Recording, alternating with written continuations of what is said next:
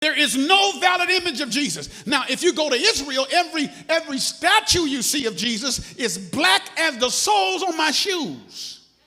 The Madonna is black. Christopher Columbus saw the black statue and hated it and tried to blow it up.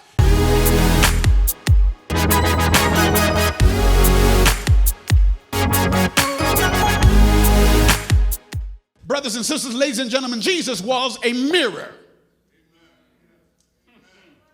He was a mirror. And we have to change our preaching.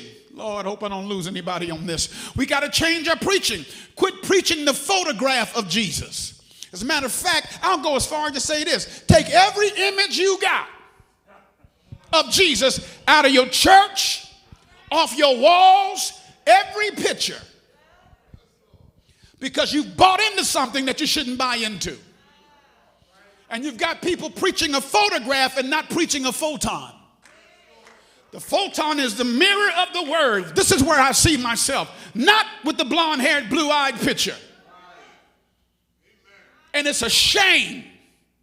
It's a shame that black Israelites and the 5%ers and the original Hebrews have bought into the photograph but not in the photon. Because the Bible says no man has seen God at any time and lived. And there is no image of Jesus. There is no valid image of Jesus. Now, if you go to Israel, every statue you see of Jesus is black as the soles on my shoes. The Madonna is black. Christopher Columbus saw the black statue and hated it and tried to blow it up and only blew the nose off of it. See, and they're pushing a photograph.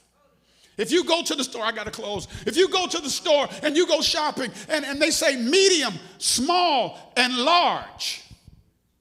And if you go Italian or European, medium, small, large, extra small, petite. And then if you start exercising and you look at the graph that shows you the body mass index, and they said if you're 6'1", you should weigh 165 pounds. Now, anybody with common sense will know that if you're 6'1", and you weigh 165 pounds, you are deemed skinny.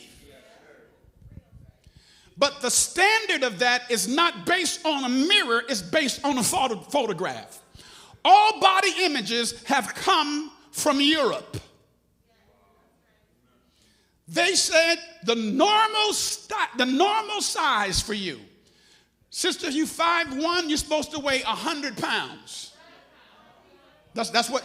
And so what's happening, you are getting depressed, becoming anorexic, becoming bulimic, weight watching weight, Jenny Craig, all that, trying to match up to a photograph that will not adjust, it only brings judgment.